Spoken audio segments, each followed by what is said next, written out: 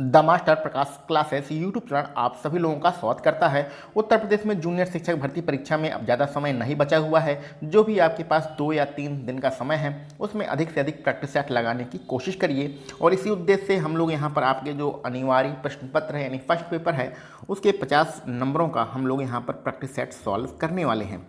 कल से ही तबीयत कुछ ज़्यादा ही ख़राब है, वायरल फीवर था, अभी भी तबीयत में ज़्यादा सुधार नहीं हुआ है, इसलिए इस प्रैक्टिस सेट में आपको कुछ मेहनत करनी पड़ेगी। प्रश्न भी आपको पढ़ना है और विकल्प भी आपको पढ़ना है और आंसर कमेंट बॉक्स में बताते चलना है।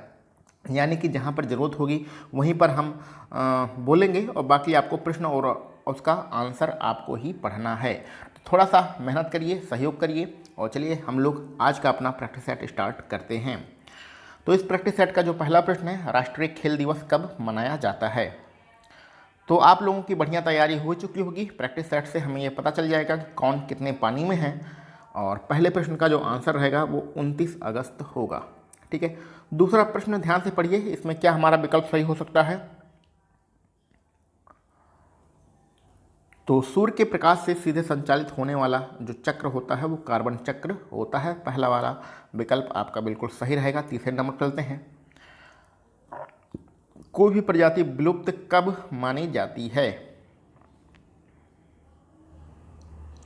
तो विलुप्त तब मानी जाती है जब वो पिछले 50 वर्षों से अपने प्राकृतिक आवास में न दिखाई दे। तीसरे नंबर में डी वाला विकल्प हमारा बिल्कुल सही रहेगा। एजेंडा 31 के बारे में बताना है, इसमें कितने समझौते हैं। तो इसमें है टोटल 4 समझौते। ठीक है, पेनिसिलिन का आविष्कार किसने किया था? सबको पता है पेनिसिलिन का आविष्कार फ्लेमिंग महोदय ने किया था। पहला वाला विकल्प आपका बिल्कुल सही रहेगा। छठे नंबर चलते हैं, भैया जोड़ा मिलाना है। भारत में जो प्रक्षेपास्त्र हैं या फिर जो भी चीज़ें हैं भारत ने बनाई हैं वो किससे संबंधित है, वो किस प्रकार के हैं, यही आपको जोड़ा मिलाना है। तो चलिए छठे प्रश्न में हम लोग जोड़ा मिलाते हैं। पृथ्वी जो मिसाइल है वो क्या करती है?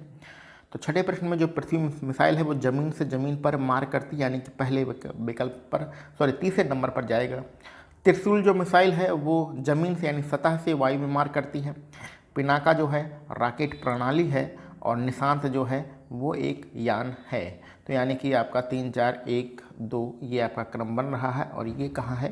3 4 1 2 आपके विकल्प बी में है। ठीक है, चलिए आगे बढ़ते हैं। इंटरनेट क्या है? देखिए आवाज़ में भी थोड़ा सा फ़र्क आपको पता चल गया होगा, तो थोड़ा सा प्रश्न भी आप पढ़ लिए और विकल्प भी आप पढ़िए और कमेंट बॉक्स में आंसर बताते चलिए। तो 7वां प्रश्न तो बच्चों वाला प्रश्न है, सबको इसका आंसर पता होगा। एक मिनट, सॉरी, जल्दबाजी में कभी कभी गलतियां हो जाती हैं। विकल्प डी आपका यहाँ पर सही रहेगा। 8वें नंबर पर चलती है। 8वें नंबर का प्रश्न पढ़िए और इसमें कौन सा विकल्प सही हो सकता है। प्रकाश संश्लेषण की क्रिया में कार्बन डाइऑक्साइड, जल, सूर्य का प्रकाश और पर्णहरित सबसे ज़्यादा इंपॉर्टेंट होते हैं। आपका विकल्प सी वाला बिल्कुल सही रहेगा। चलिए 8वें हम लोग अपने बढ़ते हैं अपने अगले प्रश्न पर। 9वें नंबर पर, निम्न में से कौन सा प्रवाल विरंजक का सबसे अधिक प्रभावी कारक है? तो 9वें नंबर में क्या आंसर हो सकता है? 9वें नंबर में सागरीय जल के सामान्य तापमान में वृद्धि। विकल्प सी वाला आपका बिल्कुल सही रहेगा। आगे बढ़ते हैं, ग्रेट हिमालय राष्ट्रीय पार्क जो है वो कहाँ पर है, यही आपको बताना है।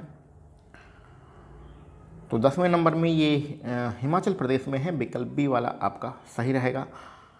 पारसी तंत्र में उच्चतम पोषण स्तर कौन सा होता है? तो ये तो बहुत ही आसान है, जो हाईएस्ट पोषण स्तर होता है वो आपका सर्वाहारी वाला होता है। विकल्प सी आपका बिल्कुल सही रहेगा।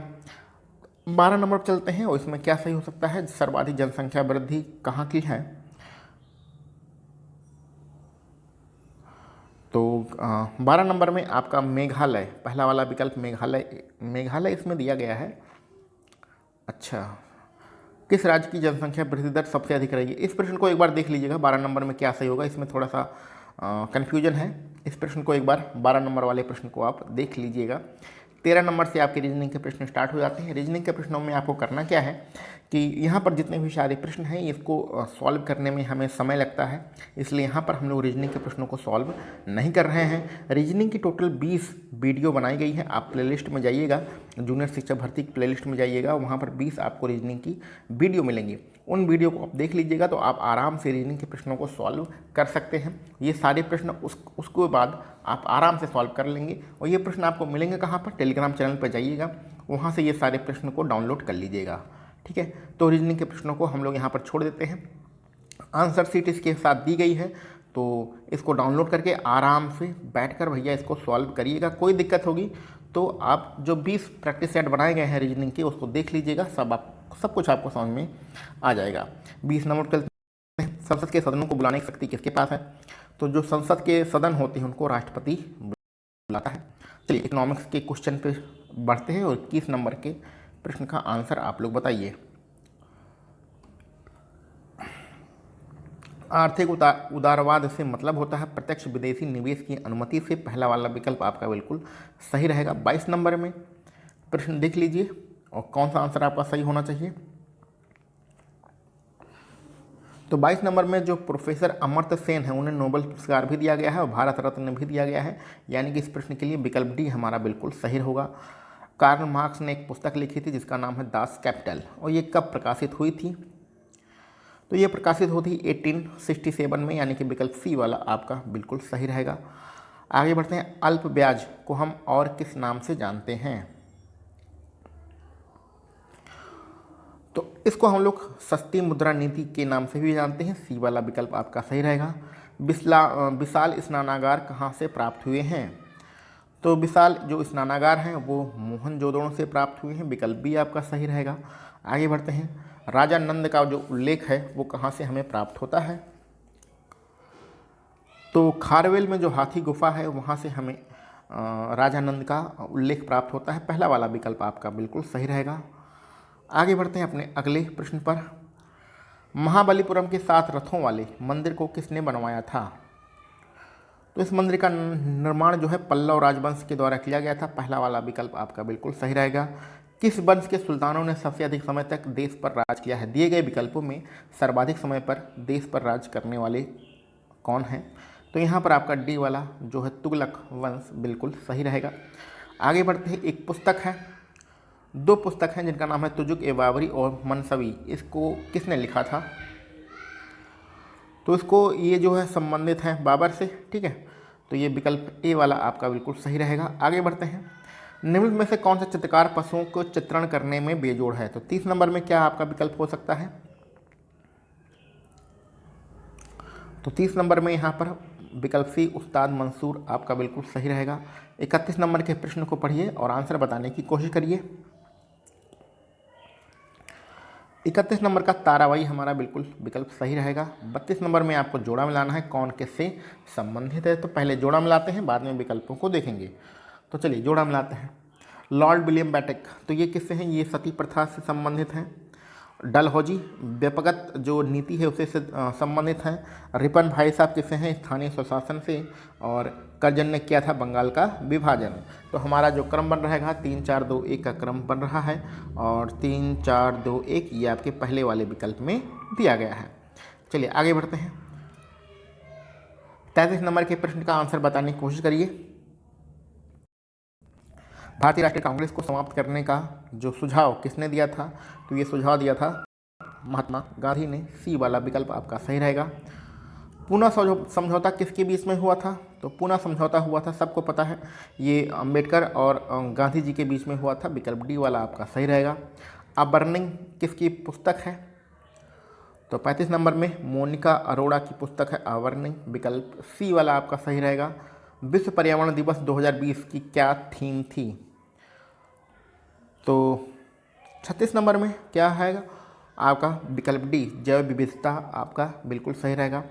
सौरभ चौधरी का संबंध किस खेल से है? तो सौरभ चौधरी जो है वो आपके क्या करते हैं? निशाना लगाते हैं, निशानेबाजी से संबंधित हैं, राइफल से निशाना लगाते हैं। यूएस ओपन टेनिस टूर्नामेंट 2020 जो महिला एकल का खिताब किसने जीता था? तो ये जापान की जो ओसाका है, नाओमी ओसाका, उन्होंने जीता था। विकल्प सी वाला आपका बिल्कुल सही रहेगा। एक पुस्तक है जिसका नाम है द बैटल ऑफ बेलांगिंग, ये पुस्तक किससे संबंधित है? तो ये पुस्तक है चेतन भगत की, विकल्प सी आपका यहाँ पर सही है। आगे बढ़ते हैं 40 नंबर में, बहुत ही आसान प्रश्न है, इसका क्या आंसर हो सकता है? तो इसका आंसर हो सकता है दादरा और नगर हवेली। सिलवासा की किसकी राजधानी है? दादरा और नगर हवेली की। आगे बढ़ते हैं, उत्तरी पूर्वी मानसून से सबसे अधिक वर्षा प्राप्त करने वाला राज्य कौन सा है? सर्वाधिक वर्षा कहाँ पर होती है उत्तरी पूर्वी मानसून के द्वारा? तो ये होती है भैया आपके तमिलनाडु में, विकल्प सी आपका सही रहेगा। 42 नंबर में मिलाना है भैया जोड़ा, ठीक है। तो चलिए इस प्रश्न का हम लोग पहले जोड़ा मिला लेते हैं, बाद में विकल्पों को देखेंगे। तो चलिए स्टार्ट करते हैं। मानसूनी जो वन है उसमें कौन से पेड़ पाए जाएंगे? तो मानसूनी वन में जो पेड़ पाया जाता है वो सागौन और साखू होता है। विषुवत रेखीय वनों में महोगनी और रोजबूट के पेड़ पाए जाएंगे। भूमध्य सागरीय जो वन होंगे उसमें आलू बुखारा और जैतून वाले पेड़ पाए जाएंगे। और कोणधारी जो वन होंगे उसमें चीड़ और फर वाले पेड़ पाए जाएंगे। यानी 3 4 1 2 का हमारा क्रम बन रहा है। 3 4 1 2 ये आपके पहले वाले विकल्प में ही दिया गया है। आगे बढ़ते हैं, 43 नंबर में क्या आपका आंसर हो सकता है? तो 43 नंबर का जो आंसर होगा आगरा, दिल्ली और जयपुर होगा। पहला वाला विकल्प आपका बिल्कुल सही रहेगा। 44 नंबर के प्रश्न में भी आपको जोड़ा ही मिलाना है। कौन सा कोयला क्षेत्र किस राज्य में है, यही आपको 44 नंबर में बताना है। तो चलिए स्टार्ट करते हैं, पहले जोड़ा मिलाते हैं। करणपुरा कहाँ है? करणपुरा आपका है झारखंड में। और सिंगरौली कहाँ है? तो सिंगरौली कहाँ जाएगा भैया? सिंगरौली तमिलनाडु, छत्तीसगढ़ नहीं, ये मध्य प्रदेश में जाएगा। नोवेली कहाँ जाएगा? नोवेली आपका जाएगा तमिलनाडु में। और कोरबा ये जाएगा छत्तीसगढ़ में। यानी कि 3 4 2 1 ये आपका क्रम बनेगा। तो 3 4 2 1 ये आपका पहला वाला विकल्प बिल्कुल सही रहेगा। चलिए आगे बढ़ते हैं। राष्ट्रीय आपातकाल के दौरान कौन से जो मौलिक अधिकार हैं स्वतः ही निलंबित हो जाते हैं? तो कौन सा मौलिक अधिकार स्वतः निलंबित होता है? स्वतंत्रता का अधिकार, विकल्प बी वाला आपका बिल्कुल सही रहेगा। आगे बढ़ते हैं, 46 नंबर का क्या आंसर हो सकता है? किसके तत्वाधान में भारत के राष्ट्रपति शपथ ग्रहण करते हैं? तो भारत के राष्ट्रपति को शपथ कौन दिलाता है? भारत का मुख्य न्यायाधीश दिलाता है। विकल्प बी आपका बिल्कुल सही रहेगा। बहुत ही आसान प्रश्न है। जो सरकारिया आयोग था उसका संबंध किससे है? तो उसका संबंध केंद्र और राज्यों के संबंधों से है। केंद्र और राज्यों के बीच में संबंध स्थापित करने के लिए सरकारिया आयोग का गठन किया गया था। 48 नंबर पर चलते हैं। ये सारे प्रश्न आप लोगों ने डिटेल में पढ़े होंगे। यहाँ पर सिर्फ अपने आप को चेक करना है कि आपको कितना याद है। 48 नंबर में क्या आपका आंसर हो सकता है? प्रश्न को पढ़ के विकल्पों को देख लीजिए। इसमें आपका कृषि, आय पर कर, यही आपका राज्य सूची का एक विषय है, ठीक है। 49 नंबर पर चलते हैं। इसमें भैया आपको 49 नंबर में आपको जोड़ा मिलाना है। तो कौन सा द्वीप कहाँ पर है? तो चलिए पहले जोड़ा मिलाते हैं, बाद में विकल्पों को देखेंगे। तो बेअंत सयोधर ये कहाँ है? ये कच्छ की खाड़ी में है, ठीक है। पिरम द्वीप कहाँ है? पिरम है खंभात की खाड़ी में। द्वारका द्वीप कहाँ है? ये अरब सागर में है और गुजरात के बगल में है। और द्वीप कहाँ है? ये काठियावाड़ तट पर है। यानी कि आपका 3 4 2 1 क्रम बन रहा है। तो 3 4 2 1 ये आपके पहले वाले विकल्प में बिल्कुल सही रहेगा। आगे बढ़ते हैं 50 नंबर पर। इसमें भी आपको जोड़ा ही मिलाना है। ऊर्जा संयंत्र है और ऊर्जा जो संयंत्र हैं वो किस प्रकार के ऊर्जा संयंत्र हैं यही आपको बताना है। तो चलिए जोड़ा मिला लेते हैं। चमेरा जो ऊर्जा संयंत्र है वो किससे चलता है? वो जल ऊर्जा से संबंधित है। ग्वाल पहाड़ी जो है वो आपके सौर ऊर्जा से संबंधित है। कुडक्कुलम ये तमिलनाडु में है और ये आपके किससे संबंधित है? आणविक ऊर्जा से संबंधित है। और परतालु ये है जो बचा है तापीय ऊर्जा। यानी कि आपका 3 4 1 2 का क्रम बन रहा है। और 3 4 1 2 ये आपके विकल्प डी में दिया गया है। तो यहाँ पर हम लोगों ने क्या किया भैया, अपने जो अनिवार्य प्रश्न पत्र है फर्स्ट पेपर उसके टोटल 50 प्रश्नों को सॉल्व किया है, जिसमें रीजनिंग के प्रश्नों को छोड़ दिया है। रीजनिंग के प्रश्नों को आप PDF डाउनलोड कर लीजिएगा और आराम से बैठकर सॉल्व करिएगा।